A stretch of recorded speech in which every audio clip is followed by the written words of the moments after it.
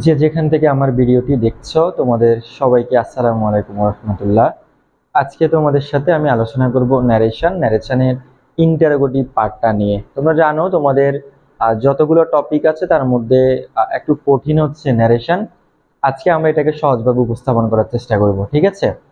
তো তোমরা জানো তুমি যখন ইন্টারোগেটিভ সেন্টেন্সে ন্যারেশন করবা, ফার্স্ট অফ অল তোমাকে যে কাজটা করতে হবে, রিপোর্টিং ভার্বের পরিবর্তে তুমি নর্মালি আস্ক ব্যবহার করো, বা আমরা আস্ক ব্যবহার করতে অভ্যস্ত।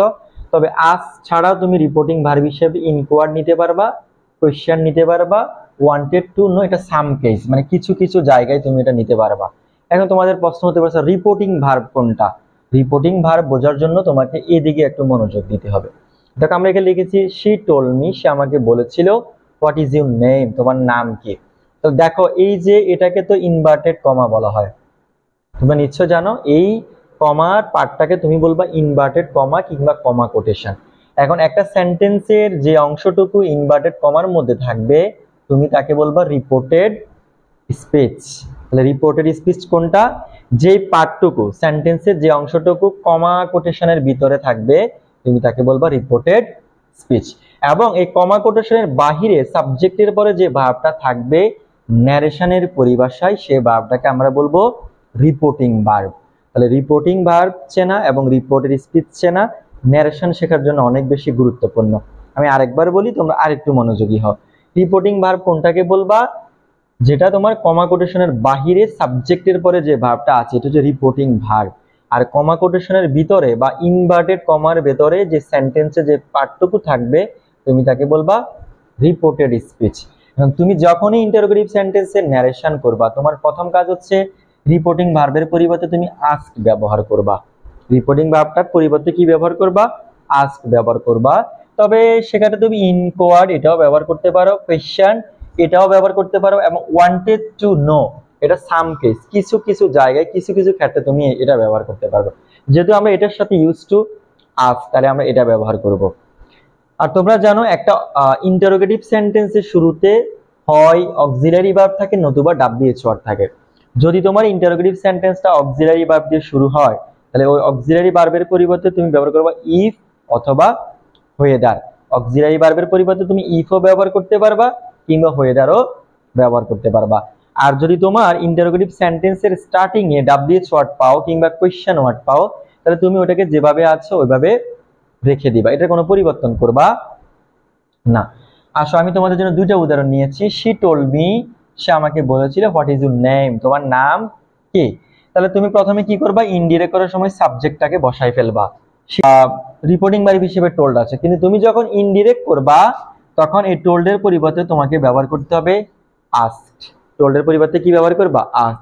তাহলে শি আস্ক এরপরে মি অবজেক্টের জায়গায় অবজেক্টটা থেকে যাবে। তাহলে টোল্ড এর পরিবর্তে তুমি শুধুমাত্র আস্ক লিখবা। তাহলে শি আস্ক মি। এরপর দেখো ডাব্লিউএইচ ওয়ার্ড আছে হোয়াট বা কোশ্চেন ওয়ার্ড, আমরা বলেছিলাম ডাব্লিউএইচ ওয়ার্ড কিংবা কোশ্চেন ওয়ার্ড এটার কোনো পরিবর্তন হবে না, তুমি ডাব্লিউএইচ ওয়ার্ডটাকে নিয়ে আসলা। এরপরে এখানে তোমরা যে ভুলটা করো সেটা হচ্ছে, দেখো এই সেন্টেন্স হচ্ছে সিম্পল প্রেজেন্ট। তার মানে ডিরেক্ট স্পিচে যদি কোনো সেন্টেন্স সিম্পল প্রেজেন্টে থাকে ইনডিরেক্ট করার সময় তুমি এটাকে সিম্পল ফাস্টে নিয়ে যাবা, ঠিক আছে? সিম্পল প্রেজেন্ট থাকলে সিম্পল ফাস্ট হবে। সেক্ষেত্রে তোমাদেরকে একটা জিনিস সতর্কতার সহিত লিখতে হবে, সেটা হচ্ছে তুমি যখনই কোনো সেন্টেন্সের ন্যারেশন করবা ইনডিরেক্ট করার সময় সেটা সব সময় অ্যাসার্টিভ ফরম্যাটে হবে। আমি আবার বলি, যখনই তুমি একটা সেন্টেন্সকে ডিরেক্ট থেকে ইনডিরেক্ট করবে এবং ডিরেক্টে সেটা যেই ফরম্যাটেই থাকুক না কেন তুমি ইনডিরেক্ট করার সময় সেই সেন্টেন্সটার প্যাটার্ন হবে অলওয়েজ অ্যাসার্টিভ। ইভেন সেটা ইন্টারোগেটিভ হলেও তোমাকে অ্যাসার্টিভ ফরম্যাটে ইনডিরেক্ট ন্যারেশনটা করতে হবে। তাহলে তোমরা জানো যেহেতু তুমি এটাকে অ্যাসার্টিভে করবা প্রথমে তুমি সাবজেক্টটাকে নিয়ে আসবা। এখানে ইউর আছে, তাহলে ইউর এটার পজেসিভ ফর্ম আছে, তুমি এটাকে পরিবর্তন করবা মাইতে। তাহলে she asked me what my name. যেহেতু ইজ আছে সিম্পল প্রেজেন্ট এটাকে তুমি কনভার্ট করবা সিম্পল ফাস্টে, এজন্য তুমি কি লিখবা?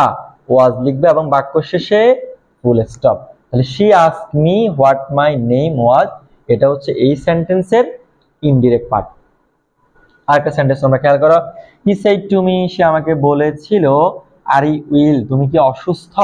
তাহলে দেখো তুমি হি লিখছো, এই যে সেড টু রিপোর্টিং ভার্ব এই সেড টুর পরিবর্তে যেহেতু ইন্টারোগেটিভ এর জন্য কি লিখবা আস্ক লিখবা, হি আস্ক, এরপরে মির জায়গায় মি অবজেক্টটা থেকে যাবে। এবার দেখো এই ইন্টারোগেটিভ সেন্টেন্সটা শুরু হয়েছে কি দিয়ে আর দিয়ে, মানে এটাও শুরু হয়েছে তোমার অক্সিলারি ভার্ব দিয়ে। তাহলে অক্সিলারি ভার্ব দিয়ে শুরু হলে তুমি হয় ইফ নিবা কিংবা ওয়েদার নিবা, তাহলে তুমি আর এর পরিবর্তে কি ব্যবহার করবা ইফ ব্যবহার করবা। এখন দেখো এই সেন্টেন্সটা আছে সিম্পল প্রেজেন্টে, তাহলে ডিরেক্ট থেকে যখন ইনডিরেক্ট করবা সিম্পল প্রেজেন্ট হলে সেটা সিম্পল ফাস্ট হয়ে যাবে।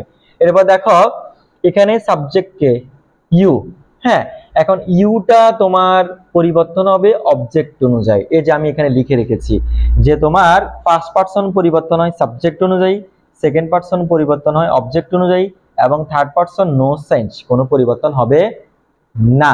অর্থাৎ রিপোর্টেড স্পিচের যদি সাবজেক্ট রিপোর্টেড স্পিচের সাবজেক্টটা যদি ফার্স্ট পারসন হয় তাহলে সেটা তুমি সাবজেক্ট অনুযায়ী পরিবর্তন করবা, যদি সেকেন্ড পারসন হয় অবজেক্ট অনুযায়ী পরিবর্তন করবা, থার্ড পারসনের কোনো পরিবর্তন হবে না। তাহলে এখানে দেখো রিপোর্টেড স্পিচের যে তোমার সাবজেক্টটা এটা হলো ইউ, ইউটা হচ্ছে সেকেন্ড পারসন, তাহলে সেকেন্ড পারসন পরিবর্তন হবে কি অনুযায়ী অবজেক্ট অনুযায়ী, তাহলে ইউটা পরিবর্তন হবে এই যে তোমার এই অবজেক্ট অনুযায়ী। এই অবজেক্ট কি মি, কিন্তু তুমি যখন এটাকে এখন সাবজেক্টিভ ফরম্যাটে আনবা তখন মি এর সাবজেক্টিভ ফর্ম হচ্ছে আই।